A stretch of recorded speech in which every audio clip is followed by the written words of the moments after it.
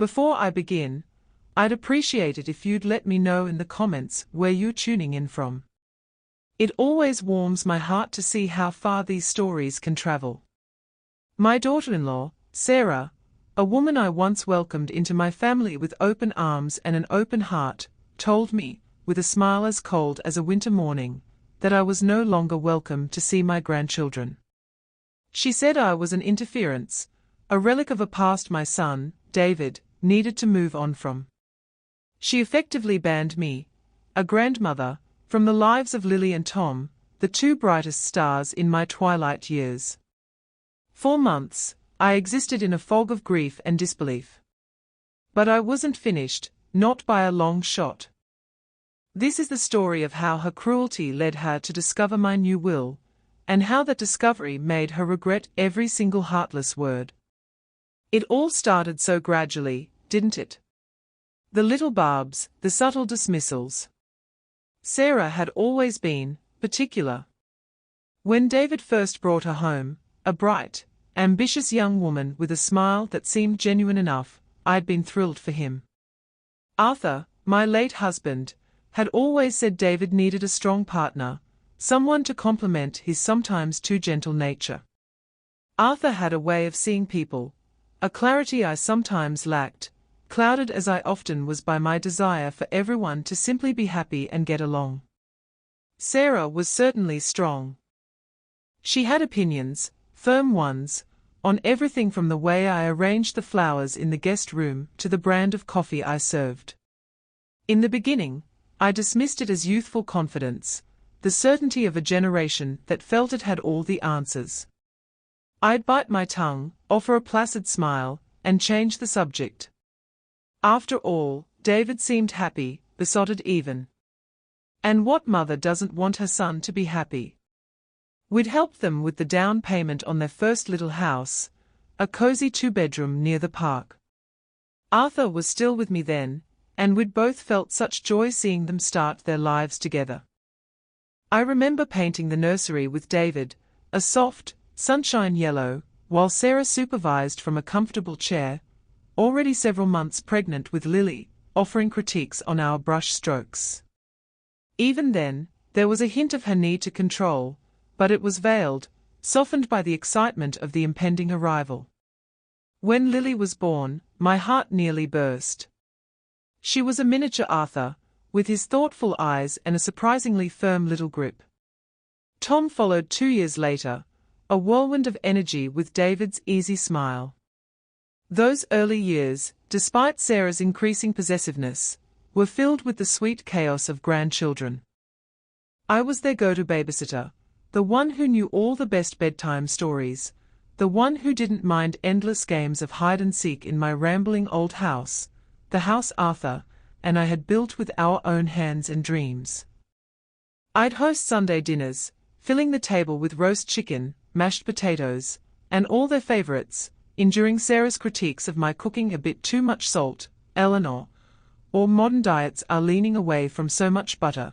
You know, I'd just nod and say, more for me then, dear, with a smile, determined not to let her steal my joy.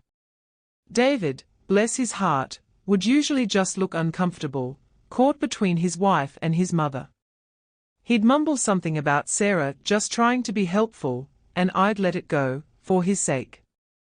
For the sake of those precious hours with Lily and Tom. Their laughter was the music that filled the quiet spaces Arthur's passing had left behind. I poured my love, my time, and a not insignificant amount of my savings into those children, into that family. School supplies, birthday parties, emergency childcare, when Sarah's important career demanded her presence, I was always there, a steadfast, reliable fixture. I suppose, in retrospect, I made myself too available, too compliant.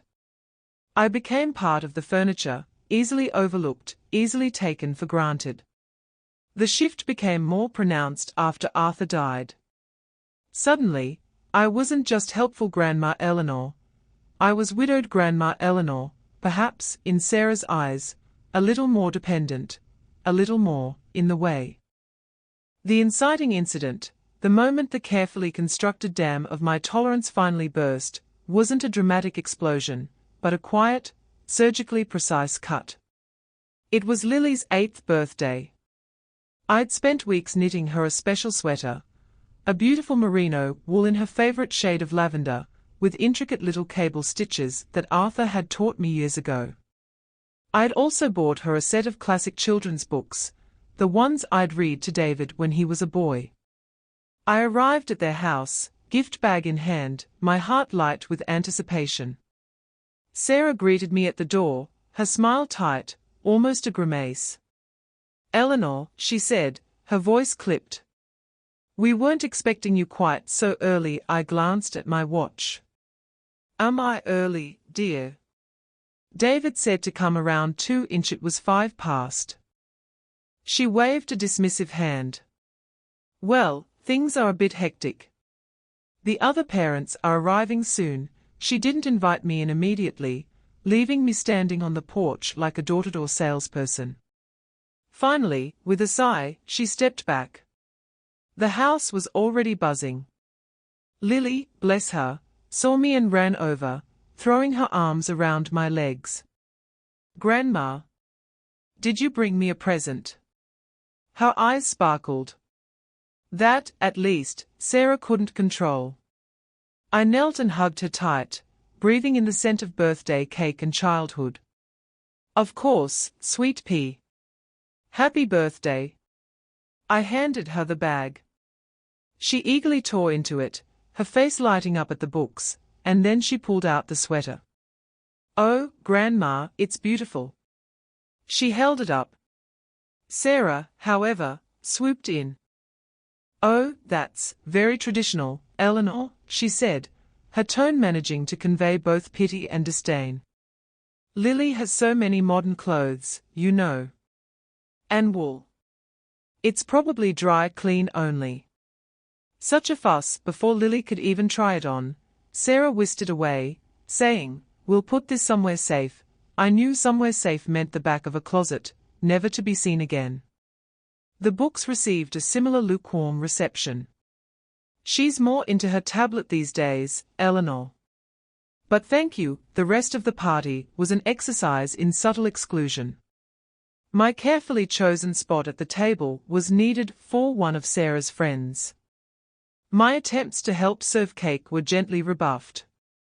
"It's all under control, Eleanor. Why don't you just relax?" Relaxing was impossible when you felt like an unwelcome ghost at your own granddaughter's party. The final straw, however, came a week later. I called David to arrange my usual Tuesday visit with Tom, as Lily would be at school. His voice was hesitant. Mom, about that. Sarah thinks it might be better if we take a little break from the regular visits." A cold dread settled in my stomach. "A break? Why? Is Tom unwell?" No, he's fine. It's just Sarah feels, well, she feels you're a bit overbearing sometimes. And your influence, it's not always aligned with how we want to raise them." Overbearing. My influence? I, who had only ever offered love and support. "David," I said, my voice trembling slightly, "what exactly does that mean?" He stammered, clearly uncomfortable. "Look, Mom, it's complicated. Sarah says you question her parenting, that you let them get away with too much." She mentioned the incident at the park last month, when Tom scraped his knee, and you gave him a cookie to calm him down before she'd even had a chance to assess the trauma. The sheer absurdity of it almost made me laugh, if I hadn't felt so utterly gutted. "A cookie?" I whispered. "She's basing this on a cookie." "It's more than that, Mom.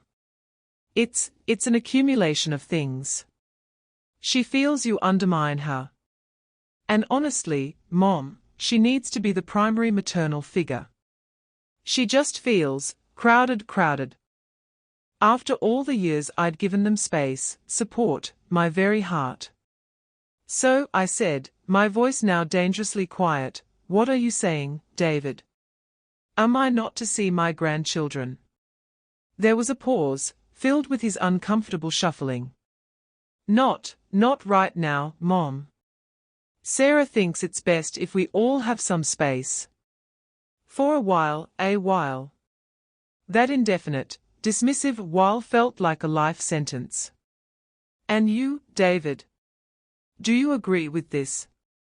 I asked, hoping, praying for a shred of loyalty, of the son I thought I knew. Another pause. Then, so faintly I almost missed it, it's just for the best, Mom. Sarah knows what she's doing. My heart didn't just break. It shattered into a million icy pieces. My own son, siding with her, essentially rubber-stamping my banishment. That night, the silence in my big, empty house was deafening. Arthur's portrait on the mantelpiece seemed to look at me with sad, knowing eyes. The joy, the music of my life, had been switched off with a casual, cruel flick of Sarah's perfectly manicured finger. The days that followed were a blow of disbelief, and a pain so profound it felt physical. My chest ached constantly, a dull, heavy weight pressing down on me.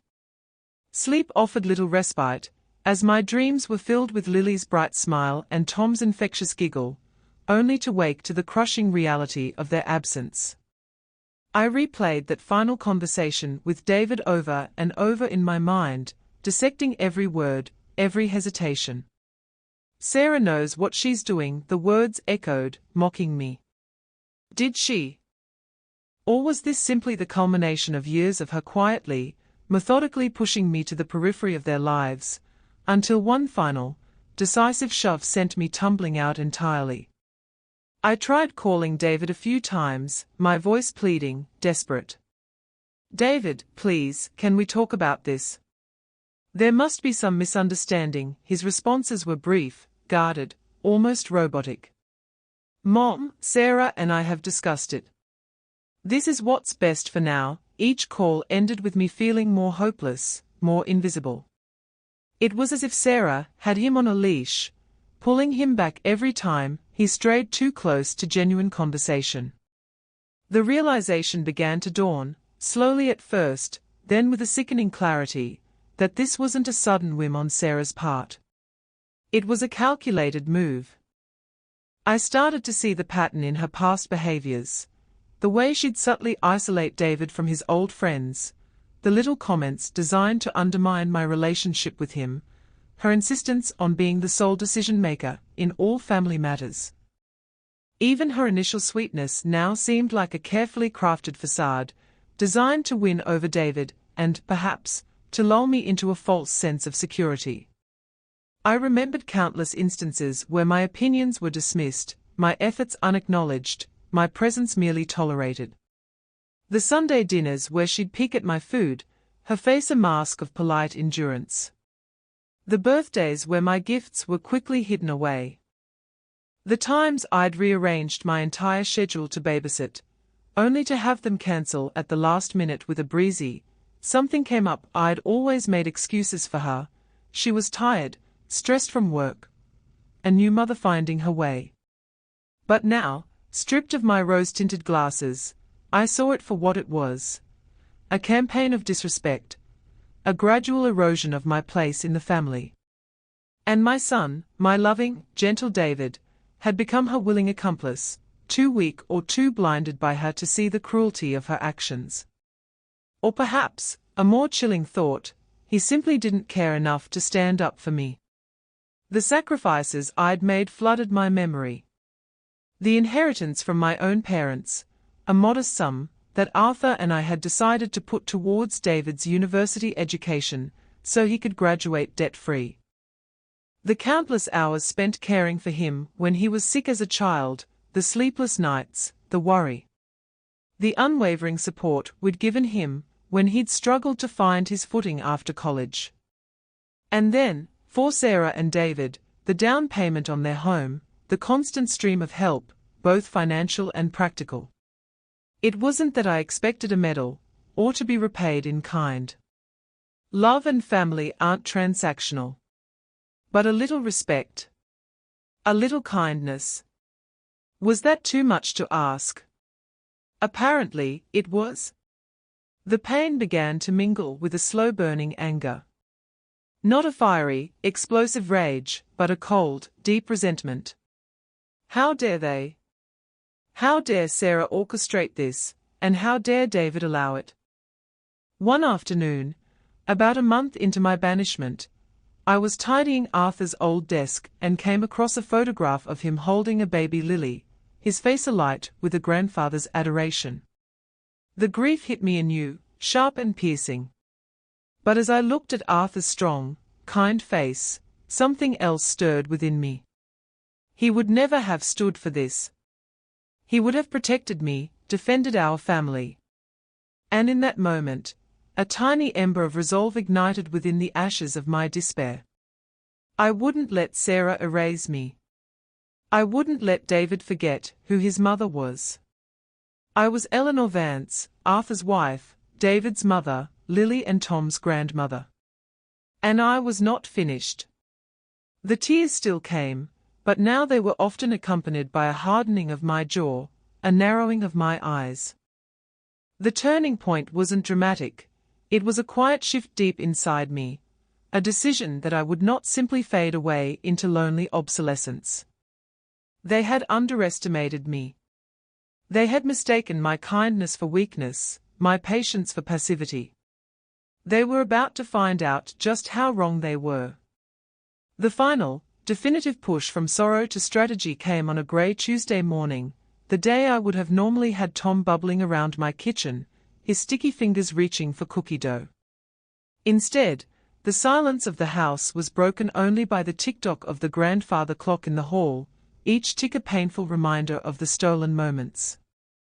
I was scrolling aimlessly through social media, a habit I'd picked up to feel some connection to the outside world, when a picture popped up on David's page. It was a family portrait, David, Sarah, Lily, and Tom, all beaming, standing in front of a rather grand-looking new car, a huge red bow on its hood. Sarah's parents were there too, flanking them, looking smug and proprietary. The caption read, "New family wheels. So excited for all the adventures ahead. Thanks, Mom and Dad, for helping make it happen." Sarah's mom and dad. Not me. Of course not me. I had been the one to help them with their first car, a sensible station wagon, when Lily was a baby.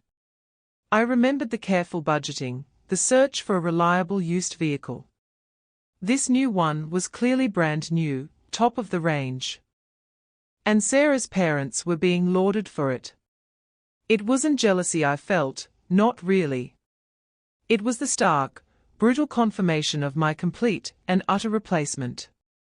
I was no longer a part of their adventures, I was an inconvenient footnote, easily erased. That picture, that casual display of their new, Eleanor-free life, was the last straw. The sadness that had been my constant companion for weeks suddenly coalesced into a cold, hard knot of determination in my stomach. Enough. Enough weeping, enough pleading, enough feeling like a victim. It was time to take control of what was left of my life, and my legacy. My first clear thought was of my will. Arthur and I had made simple, straightforward wills years ago, everything to each other, and then, upon the second passing, everything to David, with the understanding he would care for the children. It was made in a time of trust, of family unity. That time was clearly over. Why should Sarah, who had treated me with such contempt, ultimately benefit from my life's work, from Arthur's legacy? Why should David, who had so readily abandoned me, inherit unquestioningly? The thought of Sarah, smug and triumphant, one day presiding over the sale of my beloved home, dividing up my possessions, was intolerable. That very afternoon, I picked up the phone. Not to David, not anymore. I called Margaret, my oldest friend. Margaret was a retired headmistress, sharp as a tack, pragmatic, and fiercely loyal. She had listened with quiet fury as I'd recounted Sarah's cruelty over the past weeks, offering sensible, if sometimes blunt, advice. "Eleanor," she said, Her voice crisp and no nonsense after I'd poured out my latest hurt over the car photo. Tears won't change a thing with that woman. Action will. What are you going to do about it? I'm going to change my will, Margaret, I said, the words feeling surprisingly firm, even to my own ears. Good, she replied, a note of approval in her voice. It's high time. You need a good solicitor. Not that old fuddy-duddy Henderson who did yours and Arthur's. You need someone modern, someone who understands complexities. She recommended a Miss Evelyn Albright, a partner in a well-respected city firm, known for her expertise in estate planning, and as Margaret put it, not suffering fools gladly. The next day, I made an appointment. Walking into Miss Albright's sleek, modern office was like stepping into a different world. It felt purposeful, efficient. Miss Albright herself was a woman in her late 40s, impeccably dressed, with intelligent, assessing eyes and a calm, professional demeanor. She listened patiently as I explained my situation, not just the desire to change my will, but the circumstances that had led me to this decision. I didn't embellish. I didn't get overly emotional, though I could feel the familiar ache in my chest as I recounted Sarah's ban. I simply laid out the facts, the years of quiet disrespect culminating in my complete ostracization from my grandchildren's lives. When I finished, Miss Albright didn't offer platitudes or sympathy, for which I was grateful. Instead, she nodded slowly. Mrs. Vance, she said, her voice even and direct, you have every right to dispose of your assets as you see fit. Your current will, leaving everything to your son, was made under a different set of assumptions about your family relationships. Those assumptions, it appears, are no longer valid. Her validation, so calmly stated, was like a balm to my wounded spirit. What I want, I said, leaning forward, is to ensure that my grandchildren, Lily and Tom, are provided for, but in a way that their parents cannot control or squander. And I want to ensure that those who have shown me such profound disrespect do not benefit from my estate any more than is absolutely unavoidable, if at all. Miss Albright's lips curved into a slight, almost imperceptible smile. That, she said, is perfectly achievable. Let's discuss your assets. And so, the planning began. The first step in reclaiming my dignity, my power, was to understand exactly what I had to work with.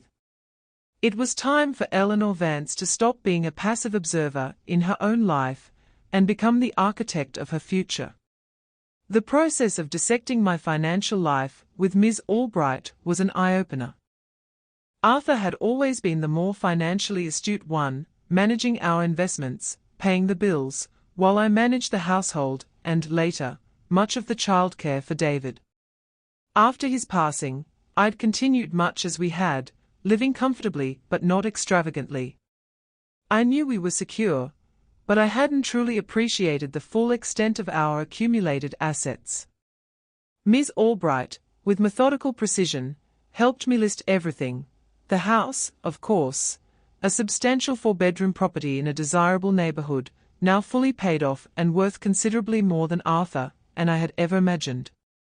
There were the savings accounts, the investment portfolio Arthur had so carefully curated, even a couple of insurance policies I'd almost forgotten about. As the numbers were tallied, a quiet sense of empowerment began to bloom within me. It wasn't about the money itself, not in a greedy sense. It was about the options it represented, the independence it afforded me. Sarah and David, I suspected, had a vague idea that I was comfortable, but I doubted they knew the specifics. They probably envisioned the house as their ultimate inheritance, a future windfall to fund their increasingly aspirational lifestyle. The thought of their presumptions now brought a wry, almost bitter smile to my lips. Ms. Albright was full of practical suggestions. First, she said, we need to establish new powers of attorney, for both financial and health matters. Your current ones likely name your son. Given the circumstances, I'd advise appointing someone else you trust implicitly. Margaret immediately came to mind. When I later asked her, she accepted without hesitation, her eyes flashing with a protective fire. Of course, Eleanor. Someone needs to look out for your interests if those two vultures are circling. Her bluntness, while startling, was also strangely comforting. Then came the matter of the will itself. You mentioned wanting to provide for your grandchildren, Lily and Tom, Ms. Albright continued, but ensuring their parents don't have control. A testamentary trust is the ideal vehicle for this. She explained how we could set up a trust that would hold a designated portion of my estate for Lily and Tom's benefit, for their education, healthcare, or even a down payment on a home when they were older. The crucial part was appointing a trustee, someone entirely independent, to manage the funds and make distributions according to my specific instructions.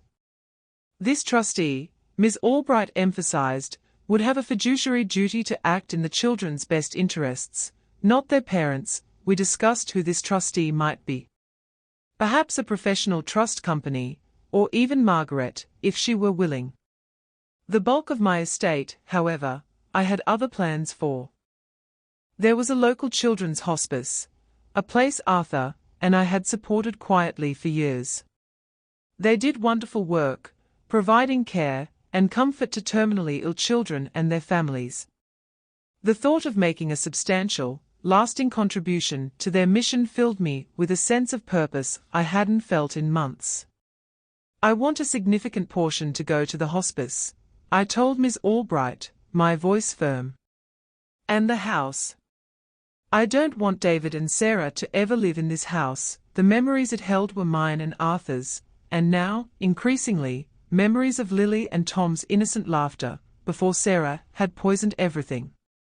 The thought of Sarah walking these halls, redecorating, erasing my presence, was unbearable. You could leave instructions for the house to be sold, and the proceeds added to the trust or the charitable donation, Ms. Albright suggested. Or, you could consider downsizing now, Mrs. Vance.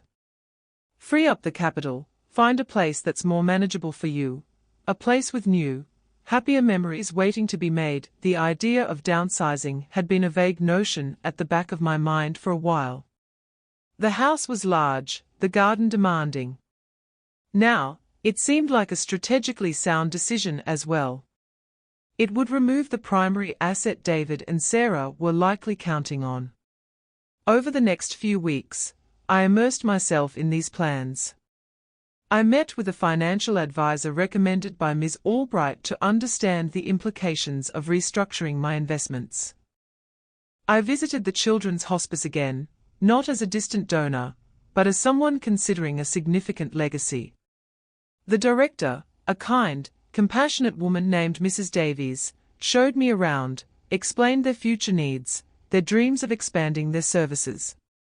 Seeing the dedicated staff, the brave children, solidified my resolve. This was where a part of my legacy belonged, where it could do real, tangible good. I also started looking at smaller properties, charming townhouses in a quieter part of the city, modern apartments with balconies overlooking the river. The thought of a new beginning, a space that was entirely mine, filled with light and peace, began to feel less like a retreat and more like an advancement. Each step I took, each decision I made, chipped away at the cloak of victimhood Sarah's actions had tried to throw over me. I was no longer just reacting to her cruelty. I was proactively shaping my own future, on my own terms.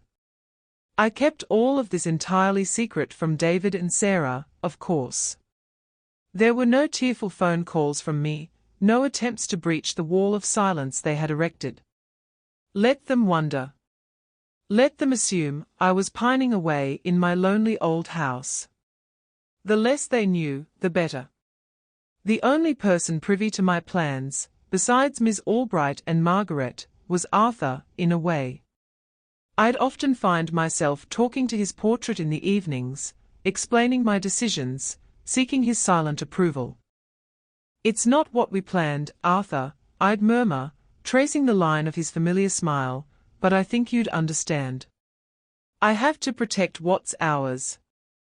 And I have to protect myself, and in the quiet stillness of the room, I almost felt him nod. The execution of these initial steps was done with a quiet efficiency that surprised even myself.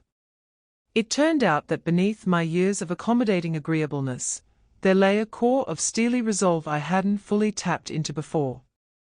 First, the new powers of attorney were drawn up and signed.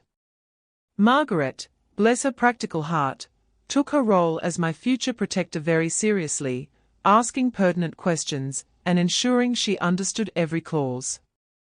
Holding those documents, officially appointing Margaret, felt like bolting a new, reinforced door against potential intrusion. Next, I had the house formally appraised. The figure that came back was even higher than I'd anticipated, a testament to the years Arthur and I had lovingly maintained and improved it, and to the booming property market in our area. Looking at that number on paper wasn't about greed, it was about leverage, about the resources I now commanded. It was a tangible symbol of my independence. I then revisited the Children's Hospice. This time, I sat down with Mrs. Davies and a member of their board to discuss the specifics of a potential legacy. I didn't commit to a final figure yet, but I outlined my intentions. Their gratitude was heartfelt, their professionalism immense. Walking away from that meeting, I felt a warmth spread through me that had nothing to do with the sunny afternoon. It was the glow of purpose. The most significant step, of course, was finalizing the new will with Ms. Albright. We went through it clause by clause. The testamentary trust for Lily and Tom was carefully structured, with specific guidelines for education and significant life events, and naming a reputable trust company as the executor and trustee, ensuring impartiality. A substantial bequest was designated for the hospice. The residual estate, including the proceeds from the eventual sale of my current home, or a future smaller one, would also go to the hospice after the trust for the grandchildren was fully funded. And David? David was named, but he would receive a token amount, a sum so conspicuously small compared to the overall value of the estate that it would serve as a clear and undeniable message. It wasn't about cutting him off entirely from a monetary perspective. I was still his mother, after all, however much he had disappointed me. But it was about making a statement. It was about ensuring that the bulk of what Arthur and I had worked for would go towards genuine good and to those who would truly benefit, rather than funding Sarah's ambitions or rewarding David's weakness. Signing that new will felt like shedding a heavy skin. The old will, with its naive assumptions of familial loyalty, was now null and void. This new document was a reflection of reality, a testament to my reclaimed agency. I kept one signed copy in Ms. Albright's secure vault, and another in my own safe deposit box. As for my current house, I began the process of decluttering, room by room. It was an emotional journey, sifting through decades of accumulated memories. Old photographs, Arthur's books, baby clothes I'd saved from David's childhood. Each item told a story. Some I packed away carefully, destined for my new, smaller life. Others, I decided, it was time to let go of. I donated bags of clothes, books, and household items to charity. It was liberating, creating space, both physically and emotionally. I also started, very discreetly, to look at smaller properties with a trusted estate agent Margaret knew, someone who understood my need for privacy. I wasn't ready to move immediately, but I wanted to know my options. One afternoon, I had a rather vague and, I hoped, innocuously timed phone call with an old acquaintance, Betty, a woman known for her inability to keep any piece of news to herself, and who moved in the same peripheral social circles as Sarah's mother. During our chat about general neighborhood happenings, I let slip a carefully worded comment. "Oh, it's such a lot of work keeping up this big old house on my own," I sighed, injecting just the right amount of weary resignation into my voice. I've been talking to my solicitor, Ms. Albright, you know, about getting my affairs in order. Thinking about the future, making some changes. One has to be practical at my age. I mentioned Ms. Albright by name, knowing that if Sarah ever heard it, a quick search would reveal her as a specialist in estate law, not just some local conveyancer. I offered no specifics, just a general air of significant life re-evaluation. Betty, as predicted, lapped it up, full of sympathetic noises, and I was sure, a mental note to share this juicy tidbit at her earliest opportunity. Let the rumour mill begin, I thought with a flicker of grim satisfaction. Let Sarah wonder. Let her perhaps feel a tiny prickle of unease. It was a small, almost passive move, but it was the first pebble dropped into the still waters of their complacency. The ripples, I suspected, would eventually reach their shore. My silence, my withdrawal from their lives, which they had imposed, was now my shield and, in a way, my weapon. They had expected me to crumble, to beg for scraps of their attention. Instead, I was quietly, methodically, rewriting the script of my own life, and by extension, theirs. The first indication that my carefully planted seed of information had taken root came about 3 weeks after my conversation with Betty. It was a Saturday morning. I was enjoying a cup of tea and the morning paper in my sunny breakfast nook when the phone rang. Caller ID showed it was David. My heart gave a familiar little lurch, a residual pang of maternal hope, quickly suppressed. I let it ring 3 times before answering, affecting a calm, unhurried tone. Hello. Mom? It's David. His voice sounded different. A little strained, a little too casual. Oh, hello, David, I replied, keeping my voice level. To what do I owe the pleasure? A slight pause. No reason in particular. Just wondering how you are. We haven't spoken in a while, a massive understatement, but I let it pass. I'm quite well, thank you, David. Keeping busy, oh, good. Good, another pause, longer this time. I could almost hear the gears turning in his head. So, anything new with you? Anything happening? Aha, I thought. The fish are biting. New? I feigned mild surprise. Not particularly. Just the usual. Pottering in the garden, seeing friends. I did have a rather productive meeting with Ms. Albright the other day. My solicitor, you know. Just tying up some loose ends, getting things organized. It's a sensible thing to do. I kept my tone light, almost dismissive, as if discussing the weather. Ms. Albright, he repeated, a little too sharply. You've mentioned her before. What kind of loose ends? Oh, you know, I said vaguely, wills, estate planning, the usual sort of thing one has to consider.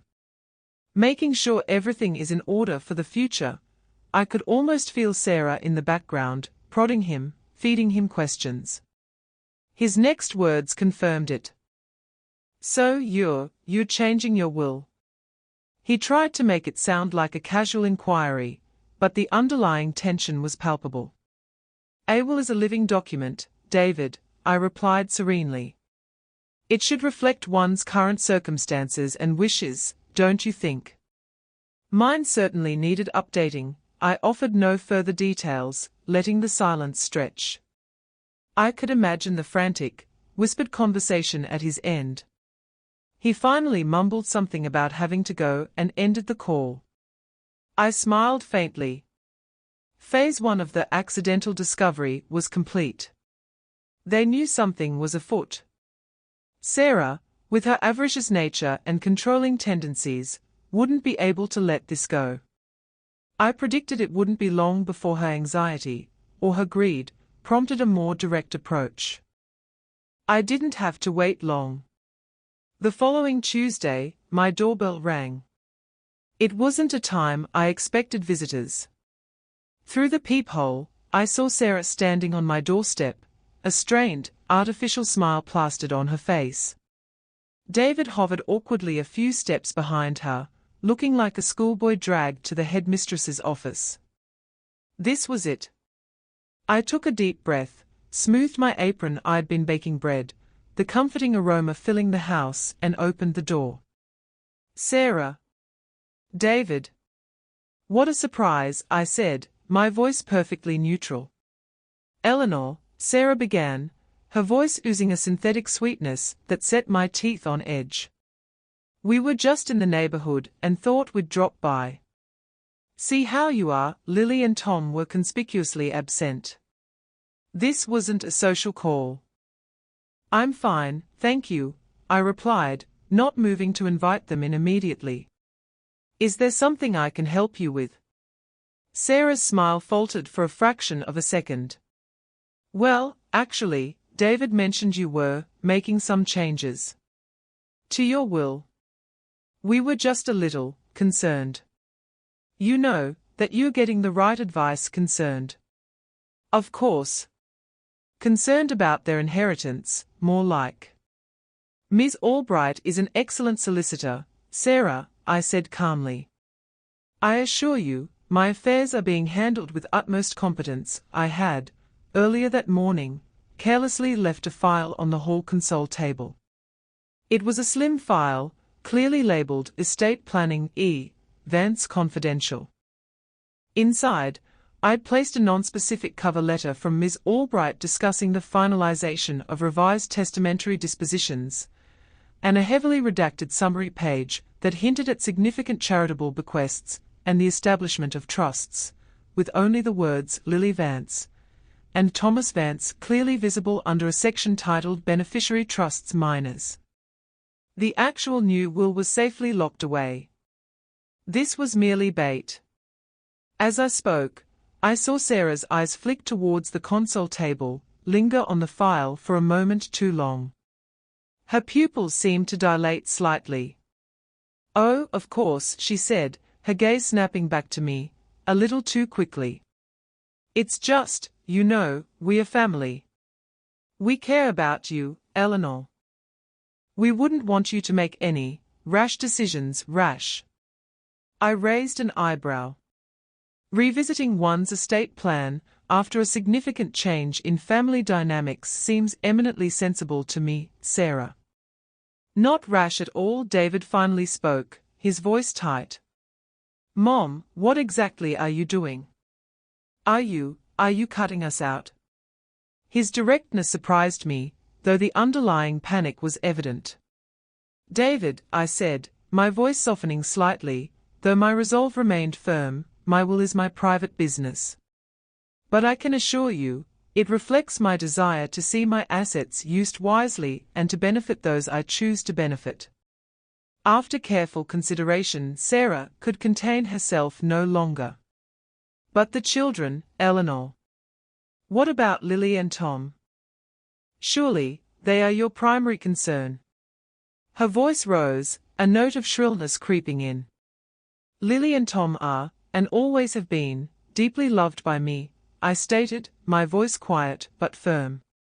And I have made provisions to ensure their future welfare is protected, regardless of other circumstances. I watched as Sarah processed this. The mention of provisions, without specifying parental control, clearly rattled her. She glanced again at the file on the console. I decided to give her the opportunity she was so desperately seeking. Look, I said, feigning a sigh. I was just about to make a pot of tea. Perhaps you'd like to come in for a few minutes. But I must ask you to excuse the mess in the hall. I was just sorting through some papers. I stepped back, opening the door wider. As they stepped into the hall, Sarah's eyes, as I knew they would, darted straight to that file. David looked uncomfortable, glancing from me to Sarah and back again. While I went into the kitchen, ostensibly to put the kettle on, I left them alone in the hall for a precisely calculated 2 minutes. I knew Sarah's curiosity and audacity would get the better of her. I could almost hear the silent command she'd give David, or her own swift, stealthy movement. When I returned with a tray, the file was still on the console table, perhaps shifted by a mere fraction of an inch. Sarah was examining a framed photograph on the wall with feigned interest, a flush on her cheeks. David was staring at his shoes. The air in the hallway crackled with unspoken tension. The confrontation I had anticipated was about to begin, not with a bang, but with the rustle of a discovered document. The tea was a strained affair. Sarah attempted small talk, complimenting my garden in a voice that was a little too bright, a little too forced. David remained largely silent, fidgeting with his teaspoon. I let the silence hang, offering polite, but brief responses. I knew the contents of that strategically placed file were burning a hole in Sarah's mind. Finally, as I poured a second cup, Sarah placed her cup down with a deliberate click. "Eleanor," she began, her voice dropping the pretense of casualness, adopting a tone of wounded concern. "While you were in the kitchen, David happened to notice a file on your hall table. From your solicitor." David looked up, startled, clearly not having happened to notice it in a way that involved opening it, but he didn't contradict her. He just looked more miserable. "He was naturally worried, as am I," Sarah continued, seamlessly taking control of the narrative. He glanced at it. "And Eleanor, we are deeply, deeply hurt by what it seems to imply the performance, I thought. Well, two could play at that game." I feigned surprise, a touch of indignation. "Glanced at it? Sarah, that was a private document." "It was confidential." My voice was firm, reproachful. We know, and we are terribly sorry if we overstepped," she said, not sounding sorry at all. "But as your family, seeing phrases like revised testamentary dispositions, and significant charitable bequests, and then talk of trusts for the children. Eleanor, it sounds like you're cutting David out. Your own son. After everything." Her voice rose, laced with theatrical disbelief. David chimed in, his voice laced with genuine confusion and a hurt I knew was partly real, partly fueled by Sarah's manipulation. "Mom, how could you? Why would you do this to us? To your own family? What have we done to deserve this?" This was my moment. I set my teacup down calmly, meeting his gaze, then Sarah's. "What have you done?" I repeated, my voice quiet, but carrying the weight of months of pain and a lifetime of memories. "Perhaps the better question, David, is what have you not done? You stood by, David, while your wife informed me that I was no longer welcome in my grandchildren's lives. You parroted her excuses, her cruel and flimsy justifications. You allowed her to sever a bond that was precious to me, a bond one had nurtured since the day Lily and Tom were born." I turned to Sarah, my gaze unwavering. "And you, Sarah? You systematically undermined me for years. You treated my love and my sacrifices with contempt. You viewed me as an inconvenience, a burden to be managed and eventually discarded when I no longer served your purpose. You banned me from seeing my grandchildren, the deepest cut of all. Did you think there would be no consequences to such cruelty?" Sarah bristled. "That's not fair. We were just trying to set boundaries. You were interfering." "Interfering?" I laughed, a short, sharp sound devoid of humor. "By loving them? By baking cookies? By reading bedtime stories? By providing a lifetime of unwavering support to your husband, which by extension benefited you? Those are the acts you deem interference worthy of banishment." I leaned forward slightly. "My will, Sarah, David, is a reflection of my life and my values. It reflects where my heart and my legacy will find true appreciation and purpose. The children, Lily and Tom, will be well taken care of. Their future is secure, managed by professionals who will act in their best interests, not yours. Sarah's face was pale, her eyes wide with a mixture of shock and dawning horror. Managed by professionals? You mean, we wouldn't have any say? Precisely, I confirmed. Given your recent actions, Sarah, I couldn't possibly entrust their financial future to your discretion.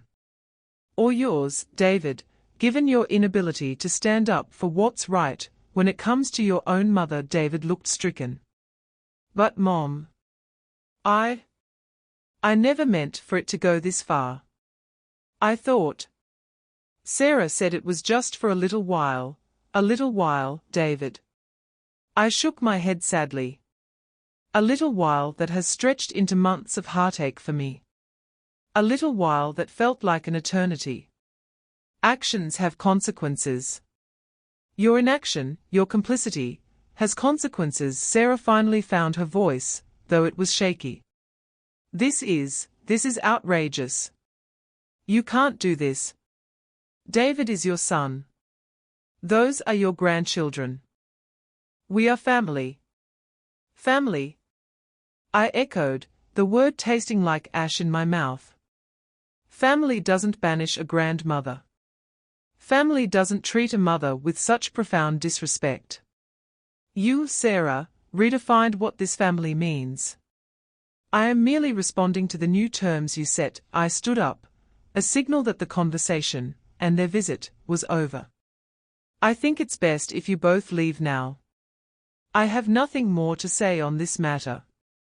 My decisions are made. My will reflects my final wishes. The silence in the room was thick, broken only by Sarah's ragged breathing. The smug confidence she usually wore like a second skin had vanished, replaced by a look of stunned disbelief and a rising tide of panic. This was not how she had envisioned this encounter unfolding. She had expected tears, apologies, a quick capitulation from the supposedly weak old woman. Instead, she had found steel.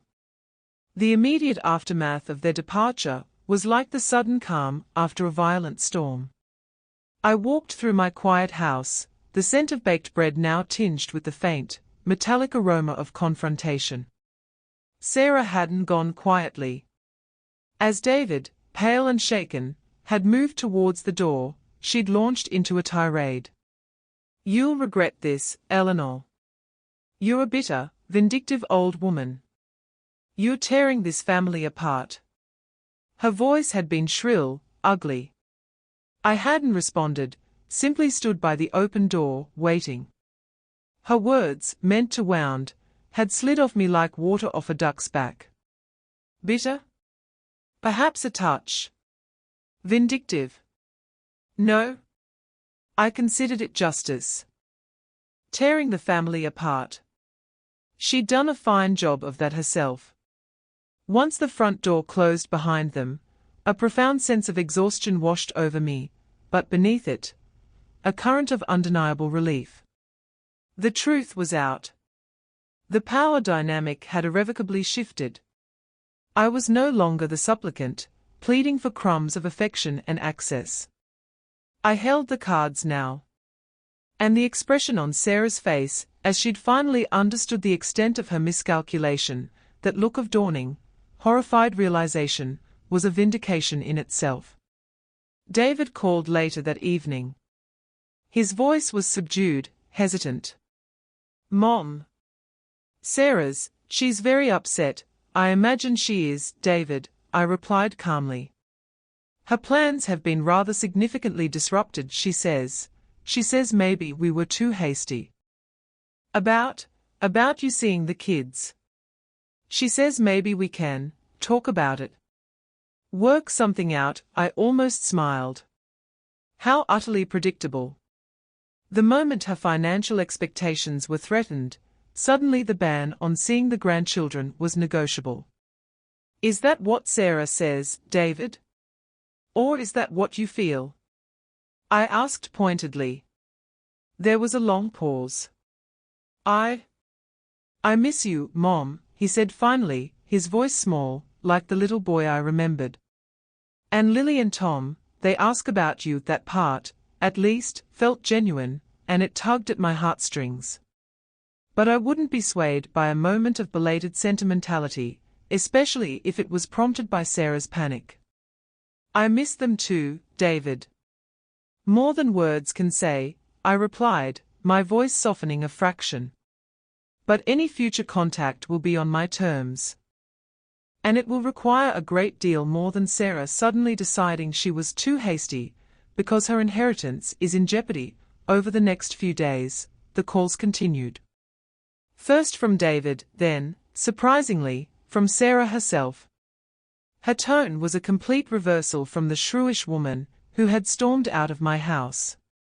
She was saccharine, apologetic, almost fawning. Eleanor, dear, I've been doing a lot of thinking. I was stressed, I wasn't myself. Of course, we want you in the children's lives. We all miss you terribly. Why don't you come for dinner on Sunday? I'll make your favorite roast. The insincerity was so thick I could have spread it on toast. I politely declined each invitation, each manufactured olive branch. Thank you, Sarah, but I have other plans, or perhaps another time, David. I'm rather busy at the moment. Busy I was. Busy reclaiming my life. Busy finalizing the sale of a few smaller investments to create a more liquid fund for my own enjoyment and potential move. Busy meeting with Margaret for lunch, sharing a quiet laugh over the sheer audacity of Sarah's sudden turnaround. Margaret, as always, was pragmatic. Don't let them wheedle their way back in on their terms, Eleanor. You've got the upper hand. Keep it. I did see the children, eventually. It happened about a month after the confrontation. David called, sounding genuinely distressed. Lily was having a small part in a school play, and had apparently been asking nonstop if Grandma would be there. Sarah, he said, would ensure she was welcoming. I agreed, for Lily's sake. I attended the play, sitting by myself in the school hall. Lily spotted me from the stage, and her face lit up with a radiant smile that made my heart soar. After the play, she ran to me, throwing her arms around my neck. Grandma, you came. Tom, holding David's hand, looked at me with wide, uncertain eyes, then shyly waved.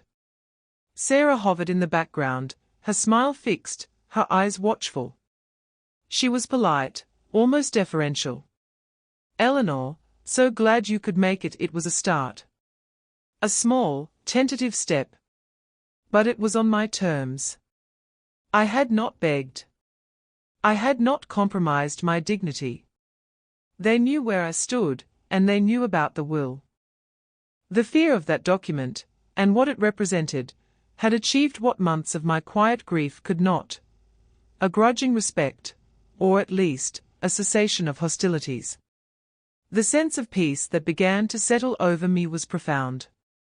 It wasn't a giddy, triumphant joy, but a quiet, steady contentment. The weight of injustice had been lifted. I had spoken my truth, taken control, and set my own boundaries. Sarah's power over me was broken. And that, more than any financial retribution, was my true vindication. The months that followed the revelation of my new will were transformative. The most significant change was my decision to sell the large family home.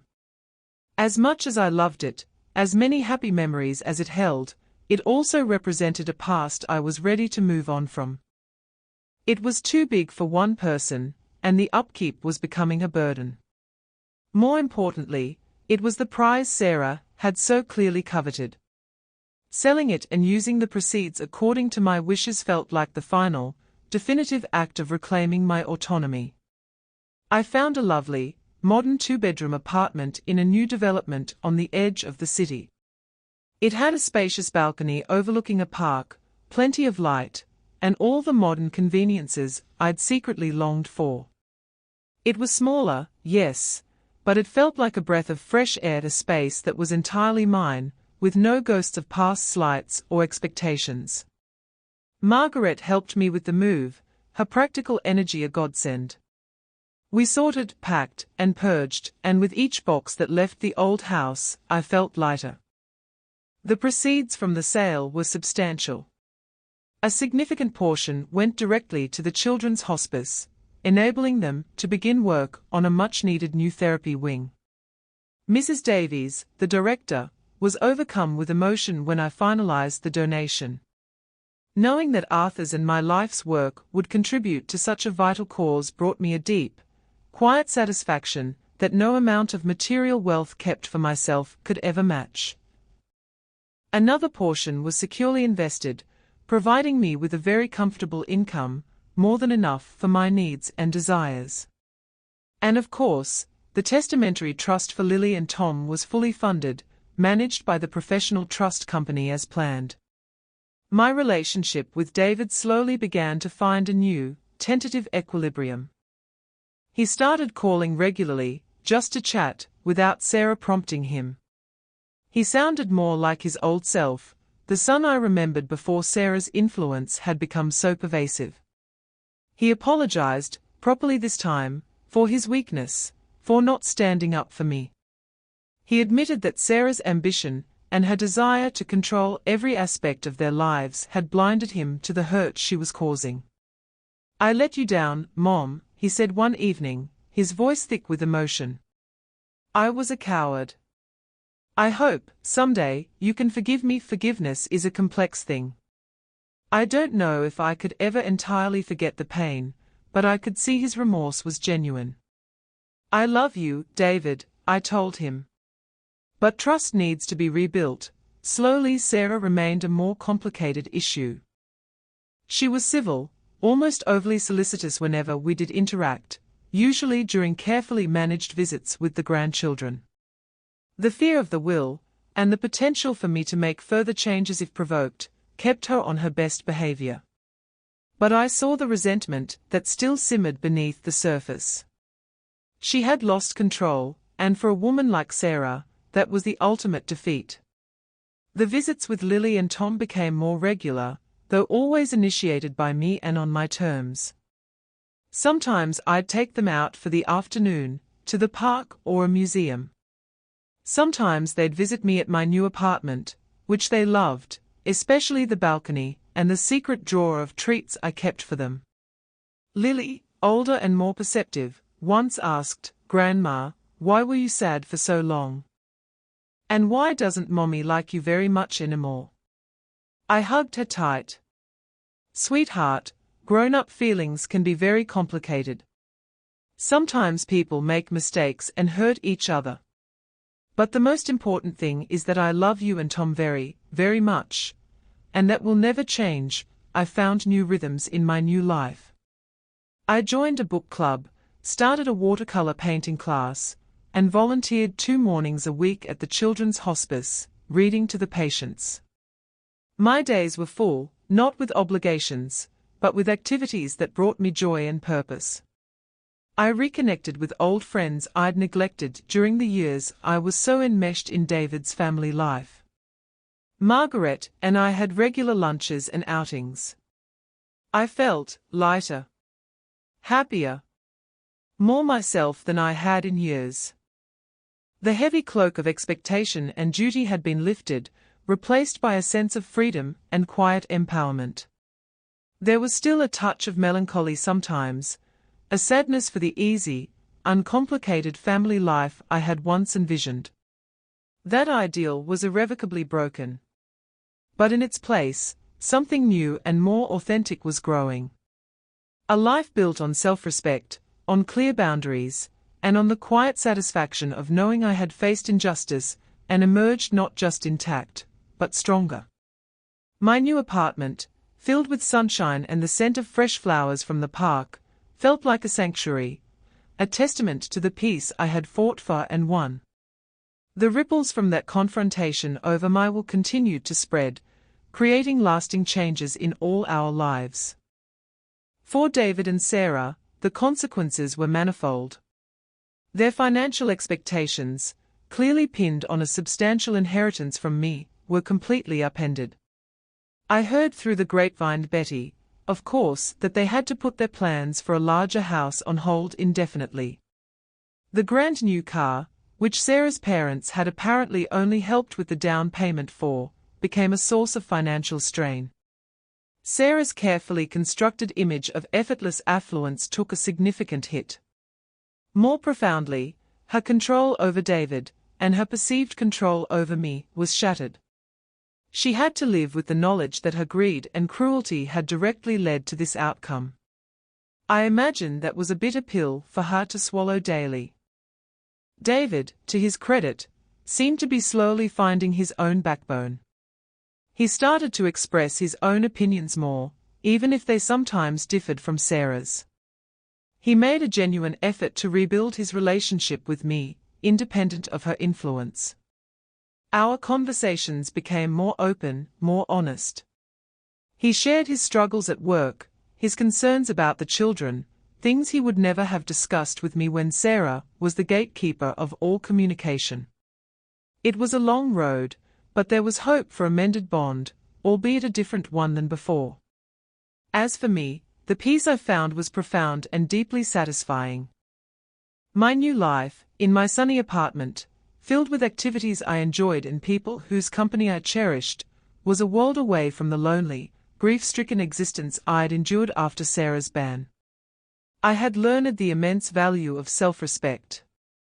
For too long, I had prioritized keeping the peace, accommodating others, often at the expense of my own feelings and dignity. No more. I learned that setting boundaries is not selfish, it's essential. The old Eleanor would have agonized over Sarah's displeasure. The new Eleanor understood that Sarah's feelings were her own responsibility. My responsibility was to myself, to my own well-being, and to the legacy Arthur and I had built. The work at the hospice became a cornerstone of my week. Seeing the courage of those children and the dedication of the staff put my own past troubles into perspective. Contributing in a meaningful way, knowing that my support was making a tangible difference, brought a sense of purpose that far outweighed any personal slights I had endured. Sometimes, I would look at Lily and Tom, at their bright, innocent faces, and a pang of sadness would touch me for the fractured family they were part of. But then I would see their genuine affection for me, the joy in our time together, and I knew that my actions, while born of pain, had ultimately protected my connection with them in a way that was healthy and sustainable. They would grow up knowing their grandmother as a strong, independent woman who loved them dearly, but who also demanded respect. They would see, I hoped, that one doesn't have to passively accept mistreatment. Looking back, I don't regret the path I took. The confrontation was painful, the decisions difficult. But they were necessary. Sarah's banishment was meant to diminish me, to erase me. Instead, it forced me to find a strength I didn't know I possessed. It led me to reclaim my life, my assets, and my dignity. The will, that powerful document, became a symbol of my resolve, a testament to the fact that I would not be underestimated or taken for granted. It taught Sarah, and perhaps even David, a harsh lesson about consequences, about the enduring power of quiet determination. My story, I suppose, is one of emotional vindication, yes. But more than that, it's a story about finding peace after betrayal, about rewriting your own narrative even when others try to dictate its terms. It's about understanding that true wealth isn't just in property or bank accounts, but in self-worth, in meaningful connections, and in the quiet satisfaction of a life lived with integrity and purpose, right to the very end. And as I sit here now, on my balcony, watching the sunset paint the sky in hues of rose and gold, a cup of chamomile tea warming my hands, I feel a profound sense of that peace. I am Eleanor Vance, and I am finally, truly, content.